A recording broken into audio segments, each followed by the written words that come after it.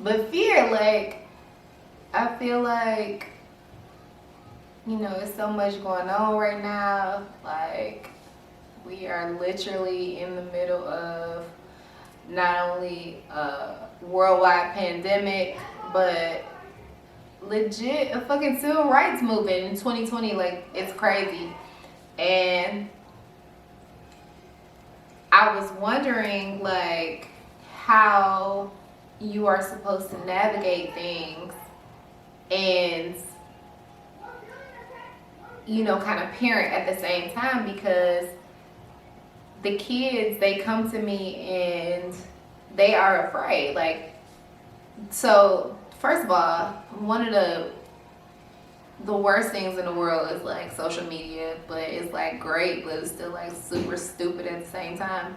And kids at this age, they are really into social media. And so a couple of weeks ago, or maybe even a couple of months ago, when the pandemic first started, you know, it was bringing me shit from like TikTok and all different type of stuff, like where people were posting videos of like stuff being gone in the grocery store, and they was saying like it was the end of the world, and my kids was like, oh my god, mom, this is the end of the world. And I'm like, no, stop listening to stupid shit that you see on the internet, blah blah blah. But then low key I'm like, bitch, but is it like, is it the end of the world? Because I don't know. But like, you literally have to take yourself outside of your own feelings and kind of comfort your children in a space where you aren't comforted. And that was so new, kind of, for me. And I always wondered like how my mom did it, you know, because when I was younger, I was always a scary child. Like, I was always the punk ass kid. Like, I'm not that no more though, so bitch, don't try me. But as a child, like, I was really like the scary kid. I was scared of everything, and I really, you know, as I got older and as I became a parent, I always wondered, was my mom afraid? Because there have been situations in parenting myself where I've been terrified of a certain situation or a certain thing, and in that moment I could not allow myself to be scared because I'm responsible for their feelings, and I had to take myself out of the situation and kind of navigate them through what was going on. And so when you're in the middle of things like a pandemic, and you know, every time you cough or sneeze, you're like, bitch, am I about to die? Like, and then you don't want them to think that, so you're like, oh no, baby, you fine, just go ahead and take some Zyrtec. But like in real life, you like, what was that though? So, you know, it kind of confused me, and I always wondered how my mom did that as when I was younger. But you kind of get to a space where you are, it's not even a second thought, you know what I mean? So when they came to me and it was like, oh my god, like the world, and I'm like, hell nah, like, we good, you know, people just greedy, you know, whatever. But in the back of my mind, I'm like, but we might be though. So you know what I'm saying? Like, stay in the house. So it took me back to like a lot of times where, you know, I had to reflect on what my mom must have been feeling, because, you know, I always thought that she was just like the strongest person of all time. She was never afraid of anything. Like, she was just freaking Avenger, and nothing ever scared her. And now, knowing what I know, I feel like that could not have been the case. She had to have been scared on some levels in most of those cases. And you know, she just kind of worked through that. So it brings about a certain type of strength that you didn't even know that you had, because you are responsible for how they feel. You know, like, I am afraid of a lot of shit, like, still to this day. Like, not all of the things that I was scared of as a child, but like, I'm still scared of bugs. I don't sleep with the TV off, because if it's complete darkness, everybody knows that monsters come out. Like, everybody knows that. Everybody knows that if you fucking turn all of the lights out, and your closet door is open. Like, you literally have just opened yourself up to the fifth dimension, and that's your fucking fault because why you ain't closed the door? Everybody knows that, right? But when my kids are scared of the dark, it's like, oh, you can lose nothing in there. Like, I'll come and check for you, you know. Like, a couple of weeks ago, my oldest son, it was like 3 o'clock in the morning. I'm laying in a room, you know, just laying there watching Looney Tunes, because that's what you got to do to not have bad dreams. So if you didn't know, now you do. So I'm laying there watching cartoons, and I hear him get up and go down the hallway. Like, so like the way that my house is set up, you know, it's like a long hallway, and all of the bedrooms are in the back. But there is a china cabinet, and you can see it from the hallway. So, you know, I hear him come out of the room, and my door is slightly cracked. Normally, my door is never cracked. And this particular day it was. So he comes out down the hallway, and, you know, I'm just assuming that he's going to the bathroom. So he comes out, he goes to the bathroom, whatever. And then, like, you never hear him go to the actual bathroom. You just hear him hauling ass down the hallway. Like, what the fuck is wrong with him? So he comes running in my room, and, like, my bed is kind of high, so he's just, like, trying to get on my bed. He can't get it. So I'm like, what the fuck wrong with you? Like, what is going on? So he's like, I just seen somebody in the mirror down the hall. So I'm like, fuck. Because now I got to go out here and fight a ghost for your ass. And I'm like, I don't even know how to do that shit. But you my son, so, like, I kind of got to do it because I can't call nobody else. You know what I'm saying? And, like, why the fuck you go out here and even see this shit? Like, take your ass to bed. So I'm trying to comfort him, and I'm telling him, like, son, you know, that was not a ghost. Like, that was literally just you. Like, you're seeing what it was, or what we gonna say it was that he saw himself in the reflection of the glass in the hallway. And because the light was on in my room, he could see himself. And he half sleepy, trying to go pee and shit. And, you know, he scared himself. So I'm getting up, and I'm like, okay, I'm gonna walk you out here. Like, come on. He didn't want to go.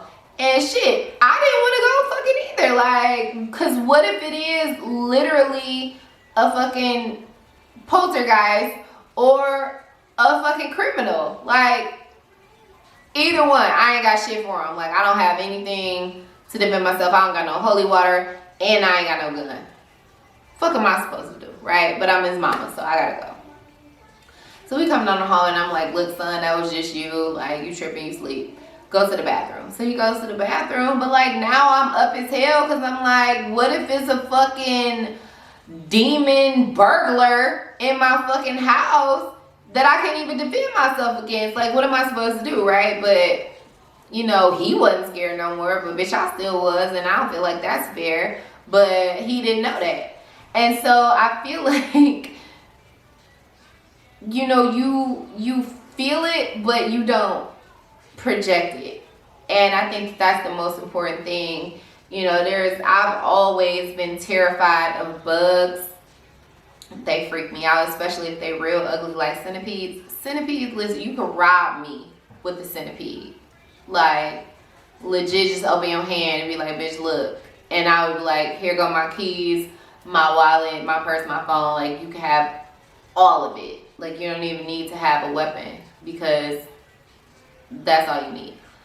And I remember times where, even as an adult, I had 2.5 kids, and my mom lived like 10 miles away. And I would see a centipede in my house, and I would call her, and I would be in tears. Like, oh my God, it's a centipede. And, like, I would literally stand there and watch that bitch to make sure that it would not go nowhere. And my mom would literally come to my house at like 2, 3 o'clock in the morning to kill this bug for me. And I'm just like, wow, she is phenomenal. Like, I would never put her in a home. And I don't know, like, because I kind of felt like inferior, because I'm like, I wouldn't do that shit for my kids. Like, I don't think that I would, like, in this moment, like, I don't really feel like I would. Like, they called me into their bedroom, literally adjacent to my room, and like, mine's a bug, and I'm like, kill it. just don't want to come in there because, nigga, I'm scared too. Like, I don't want to see that bug. I don't want to step on it. Call your father. Call the police. Like, call your grandma, because clearly she the gangster. Like, I don't want to face it. Like, you know what I'm saying? So, you know, that started me thinking like, damn, I ain't shit. But like, I don't know, because those things, like, I don't feel like I want to do it, you know. And there are different levels to fear, you know. Like, you can be scared of the dark, you can be scared of heights, you can be afraid of loud noises, and then you can be afraid to be a parent. You can be afraid for your children, and that is something new for me. Like, when I was younger, my most irrational fear was quicksand. Like, I grew up on 7 Mile, but I just knew that someday I was gonna be walking to the gas station and quicksand was just gonna fucking fuck me up. Like, I used to study Looney Tunes and shit, like how they survived the quicksand. Like, you gotta be still, you gotta get a stick or some shit, you know, don't move too much because you ain't gonna get out of there. And I really thought like quicksand was a thing that I was gonna have to face in my life. And then when I got older, I was like, oh, you know, that shit really don't happen on 7 Mile, so you kind of wasted time on that. But it was a real thing. Like, I was really concerned about getting stuck in quicksand and losing my life. And, you know, now children, they have, you know, irrational fears, and some of those you are able to easily navigate. Like, you know, no, that's not a real thing. But, you know, there are certain things where you can kind of talk them out of their fear, but then you still have fear for them. Like, I thought I lost my oldest son maybe a couple of weeks ago. I went up to the school. I was picking up his brother and his sister, and he was supposed to go to a friend's house that day. And I was like, well, let me just make sure, because I'm a helicopter parent. I really don't mean to be, because I hate it when my mama did that shit, but it's kind of, you know, just instilled in me to not let them go too far. I need to see where you are. I need to know where you are before I can be at ease. And I was like, you know, let me just make sure that he's with, you know, his friends. And, you know, so I was calling his phone. He has his own phone. And of course they have to have it turned off during the day while they're in school. And, but I've always told him, you know, turn it on when you get out of class, so, you know, I can make sure, you know, where you are, just in case. And it was just going to voicemail. And I'm like, okay, well, let me just, you know, check. So I started calling the friend's father to, you know, see if he had him. So I'm calling him and I'm calling him and I'm calling them both back to back. Nobody is answering. So of course, I watch the fucking ID channel all day. Like, I know what that means. Like, at this point, you got 48 hours to find them or they're gonna be dead in a ditch. Like, everybody knows that, you know? So nobody's answering the phone. So now I'm trying to figure out what the fuck did he wear this morning, because I was asleep. So I can't even describe my child to the police, and now they gonna think, bitch, you did it because you wasn't even paying attention to him no more this morning, so you don't even love him. And I'm like, but I really do, you know, I was just tired, sir. Like, what the fuck? So calling, nobody's answering. And, you know, I remember that his friends had a basketball game at one of the other schools, so I go up there, nobody's there. So the father finally calls me back, and he's like, yeah, I don't have them. What the fuck do you mean you don't have them? Like, where are they? Because at this point, they're being trafficked. You don't know where they are. Like, we need to get Lieutenant Kenda on the phone. Where the fuck is my children? So he's like, well, no, I don't have them, you know, blah, blah, blah, blah, blah. So I'm calling. It was in real time, it was probably about 15 minutes. But in mom, who watches the ID channel time, we were in hour 36 of 48 before you find your son dead up in the woods, rolled up in a paper bag. And that, it freaked me the fuck out. And I was just like, oh my God, like, where's my son? So I finally found him. He was his goofy ass inside the school, waiting for the father to pick him up, who did not come because he fucking forgot. and I'm looking for them. They can see me looking for them, but he didn't think that I was coming to pick them up, so he decided to let me go on about my business, and didn't call, didn't say anything. The school sent him to, well, we'll just walk home. So I found them walking home, and I was pissed, and I was so happy when I finally saw that his number was calling my phone. Like, I was so happy, like, oh my God, thank you, Jesus. Like, he is not dead or being trafficked or like working a corner at this point, and his name is like Poinsettia because somebody has dressed him up in drag and like got him out here working a corner. And I was so thankful, but at the same time, I was furious. Like, I really wanted to fire on him, and he didn't understand it. Like, in his mind, he's just like, well, we were going home, you know, I called you, we were going home, like, he, you know, his friend knew the way to his house, whatever. But I really was like, I was so happy to see him, but I was furious because I was so scared that it made me mad, and it literally gave me like PTSD flashbacks, because I remember this one time I was in school. I was in elementary school, and the elementary school was like maybe 10 or 12 blocks from my house. And my mom would always tell me, like, do not leave this school. Like, that was the thing. Do not leave this school without me, period. Like, don't do it. Don't ever do it. Like, don't do it. Right? And she would walk up to the school to come and get me. And she would walk me home every single day without question, clockwork, every day. But we had this neighbor across the street, and I was really cool with all her kids. It was really, really cool. We hung out all the time, whatever. And she drove to come and pick her kids up. And I'm like, what the fuck, my mama ain't pick me up? You know, like, if she came to get them quick because the bitch was driving, you know, she wasn't on foot. And so I was like, well, shit, that's quick ass ride. Like, let me go ahead and hop in that. And she was like, well, you know, come on. Because we were literally, like, across the street from, like, this was her house and this was my house. Like, we were, like, what is that, horizontal? Yeah, that shit. And she was like, well, you know, come on around with me. And I was like, hell yeah, that sounds like a good idea. I was, like, in 4th grade. So it was, like, a dope-ass idea to me. Like, bitch, why would you walk if you could drive? Like, that's dumb. So, hop in the car, get around the corner quick as hell. And I'm just like happy, just like skipping and shit. Like, yeah, roll home to motherfucking AC. Like, it was great, right? But then I get to the house and like, nobody's there.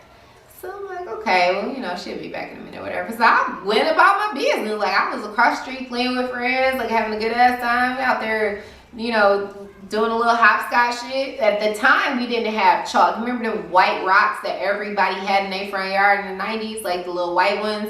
They thought that shit made their houses look like so sweet, like Stanley shit. Like, stay off my grass, Stanley. We had those. And like, if you use them right, like if you grew up in any type of hood, like, yeah, if you know that you could draw on the sidewalk with them, right? Like, you can make shit. So we would make the hopscotch with the rocks or whatever. So we, you know, skipping 2, 4, 6, 8. Who do you appreciate? And my mama hit the corner. I seen her. And she, you know, she walking down the corner or whatever. And she just, I was like, oh my God, you know, there go my mom. Like, I'm happy I ain't seen her since this morning and shit. I'm like, hey, you know, so I'm kind of like skipping to meet her, like, you know. And then I noticed, like, she didn't look right, you know. It's like she had on I'll never forget this shit. She had on a fucking, like, some jeans and like some little Keds or something. Like, it wasn't no sweet shoes, but it was like some Keds. And then she had on like a hoodie, and you know, she was just like walking like she was pissed. And I'm like, damn, what's wrong with her? Like, she didn't have to pick me up today. Like, why she mad? And so I'm like skipping up to her because I'm all happy, like, oh my God, my mom, like, I love her so much, she's great. And she was like not with it. Like, she was like super not with that shit. She was like she seen me and like it was like a look of relief, which is a look that I now recognize, but at the time I didn't know what that shit meant. I was just like, damn, why she not having to see me? Like, that's rude. And like, you know, so we, like, mind you, we're on my friend's side of the street, because we lived on this side. And so, like, you know, we're meeting, and she was just like, and I thought, like, she was just, like, elated to see me, because, like, I'm great. And no, that wasn't it. Like, it was relief. And then she was just like, huh. And she fired on me like 5 times, like in rapid succession, like mink, mink, mink, mink. And I'm just like, whoa, I'm a child, you can't do that. And she felt like the fuck she could. And I did not understand, like, why am I getting minked on right now? Like, that's crazy. I just got out of class, like, I'm tired. Like, I just want to go in the house, do my homework. Like, why are you hitting me? I love you. And she went with that shit. And I never could figure that shit out until I had children. Like, of course she explained it to me later. Like, yeah, the reason I blew your shit out is because you scared me. And I'm just like, damn, you could have just been like, I was scared.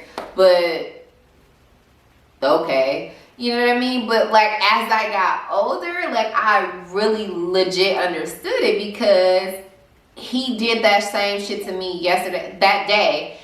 And I was so relieved to see him alive, but I was furious. Like, I wanted to fuck him up because he scared me. And I'm like, oh, damn. That's why your mama stole on you that day. Like, because she loved you. Like, that's why. Like, okay, I get it. I never understood it before that day. And like, and my oldest son is like, he was my guinea pig, because I didn't have, you know, kids, and I didn't know what the fuck I was doing. So like, everything was kind of learned through him. And he was always the kid that was like getting lost or like getting fucked up. And I'm just like, oh my God, they gonna take him from you. Like, they're literally going to pull up and tell him to get his wraps, and he has to leave. And what the fuck are you gonna do about that? Like, cause you trying or whatever, but you clearly aren't doing it right. Cause like, it would just always be something. He was always just in a doctor's office or in the hospital or something. And I'm just like, oh my God, they're gonna take him.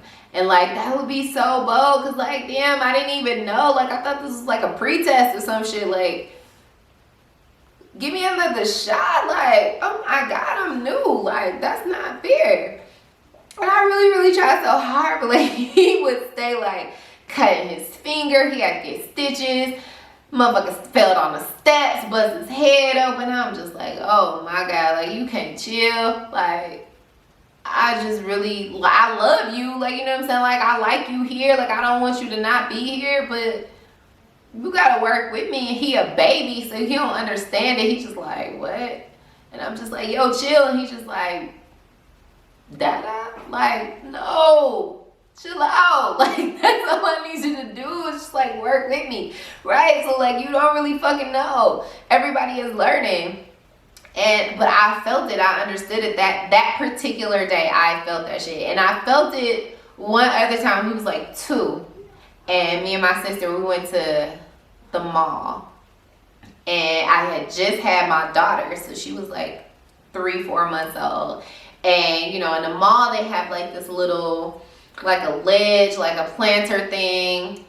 You know, and it was right in front of Orange Julius. And I was like, damn, I want me a 3-berry smoothie so bad. But like, can you go get that for me? So my sister, she went to go stand in line. And he's like 2. So he's toddling or whatever. And he wanted to follow my sister. You know, at that time, I didn't know that you were supposed to tell the other adult, like, yo, he coming. So he just went with her. And nobody was paying attention. And like, I looked down to the baby, and then I looked back up, and he was gone in the mall. And that feeling was one of the worst feelings that I have ever experienced in my life.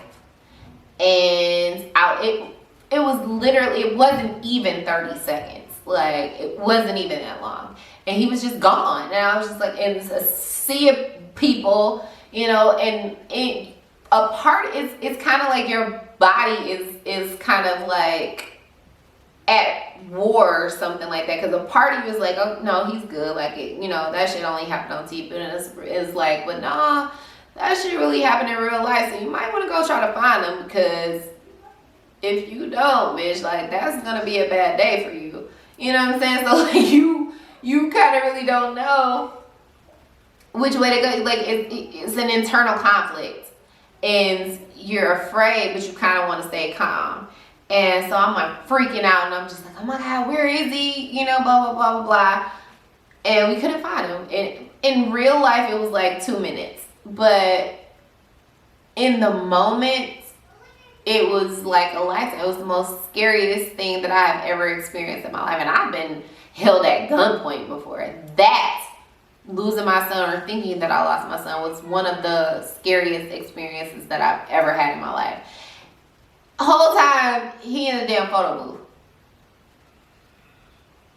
Can't even see the goddamn camera. He in a photo booth. So, you know, we finally found him, and it was a relief, but, you know, it just kind of brings you back to, like, you're now responsible for these other people. And I just remember all of the stupid shit that I did as a teenager, and I'm just like, oh my God, how did my mom cope with that stuff? And she just seemed so calm, or like when she was cussing me out, I felt like she was just being dramatic, or she was just being over the top, and I didn't understand it. But now I have anxiety about them getting older, and them getting to those ages where they're out here in the world and they're experiencing life for themselves, and they are, you know, doing things and hanging out with friends, and I am not so much in the forefront where I can tell them what they can and they cannot do. And that's scary, just for them to be on their own. You know, even in this stage where they're still in the house and I kind of have control over what it is that they can and cannot do, is still a scary thing, because they still experience the world through their own eyes, and sometimes they don't quite understand what's going on. And I feel like I have to protect them, but I have to protect them from things that you literally can't. You don't really know how to do that, especially when you're in a situation where you scared your damn self. I don't want to go and get shot either. You know what I mean? But like, I don't know how to tell them to behave, because it seems to be that there is no right way or wrong way. Just simply existing is a crime. I don't know how to protect them against that. I don't know how to protect them against going out here in the world and being exactly who they are and hoping that they come back that day. I don't know how to do it. You know, so you can do the best that you can, but it just occurred to me like, wow, you really have to kind of get them through their crisis, and you're in one yourself just by being concerned about how they feel. And, you know, it was always a kind of push and pull thing for me, because I just wonder, I've always wondered that, like, how did my mother do that? And she had to be, because I am terrified. I don't know how to navigate them to surviving an encounter with the police. I don't know how to navigate them surviving an encounter to just any random person who decided that they don't like the way that they look. I don't know how to navigate them through their teenage years and doing the dumb shit. I don't know how to navigate them through any of this pandemic. I don't know what's to come of it. You know what I mean? And I don't know how to get them through to the other side. But my fear always takes a back burner to their fear. So I find myself like comforting them and letting them know, like, oh, you know, even if it's a downplay, like, hey, you know, this is what it is, like still telling them the truth. I don't ever want to lie to them, but it's still kind of a we will be okay, you know, and I don't know that. I have no idea. We might not be, you know, but it's important for me to make them feel like they will be. And I feel like that's something that my mother always did. And it always amazed me because I'm just like, oh my God, like how the fuck is she so strong through everything? Like I grew up thinking that my mother was afraid of nothing. I had never seen her cry. I had never seen her break down. I had never seen her afraid. Well, let me take that back, because she's terrified of birds. She will leave your ass thanking for a bird. We had a bird in our basement. She sent me and my brother down there with a broom and a bag, and that was it. And she closed the door on our ass and told us we couldn't come back upstairs without that damn bird. You know, so she leaves thanking for a bird. But like on some Black Lives Matter or, you know, end of the world type shit, she got you. But a bird, you on your own. But I always wonder how like she did that. Like how is she so unafraid? And I realized like now she was always afraid. Always, all the time. She had to be. And she was just able to put on a facade of being strong. And I feel like that's a gift and a curse, because you don't allow yourself to feel, because you're being strong for someone else and you're trying to figure out how you feel in a situation and figure out how you can even mentally get past a certain thing. But you have to make sure that they are comforted. And that's a hard thing. You know, those are not the things that you think about when you have children. You don't think about, you know, what their fears are going to be, what their challenges are going to be, you know, how you can successfully raise them in a world that does not love them, and especially that does not love them as much as you do. You know, how you can teach them to survive even if they are doing the right things. You know, they have to work double hard just to exist. You don't really, you know, there's no manual for that. And so she was always afraid, and so am I. And I don't really even know if I'm doing a good job at it, but I hope so. You know, because this is all I got. This is it. You know, I try to teach them the right things. I try to teach them how to be good men and a woman, and, you know, be respectful and all of those things. And I realize sometimes that might not even save them. But here we are. You know, and so I above just teaching them or trying to teach them how to survive, I have to become kind of their protector. And I'm still afraid, you know, like I still call my mama when something don't go my way, or when I'm scared of something, or shit, when it's a thunderstorm, you best believe if these lights stay out too long, I'm going to my mama's house. I still need, like, you know, like I'm an adult, right? But like she's like a level 3.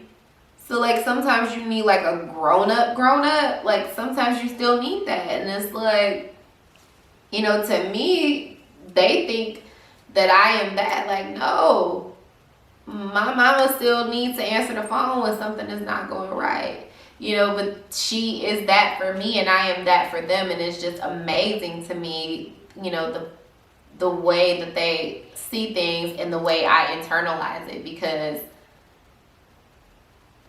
when they are scared or when they are feeling uneasy or feeling unsafe, the last thing that I think about is me. It's always them first. But in the back of my mind, it's like, oh shit, like, is this really happening? Like, I am so thankful that we don't live in places where it's like rattlesnakes and shit, because I don't know how that would play out. Like, I'm sorry, like, they have called me for like spiders, and I'm like, yeah, fuck that. Like, I'm scared too. Like, braid, shoe, broom, daddy. That's it. And if you go through all of those levels still, then I got you. You know what I mean? But, you know, what are you supposed to do? I don't know. I just hope that I'm doing it right. I, you know, hope that you know, they come out the other side braver and supported because I'm fucking winging it, and this is where we are. So I just hope that, you know, every parent that is out there that are trying to raise these black and brown children, they know that they are loved, and shit, it's a level playing field right now, but you know, you are doing the best that you can. I'm doing the best that I can, and shit, we gonna get through it. We all we got.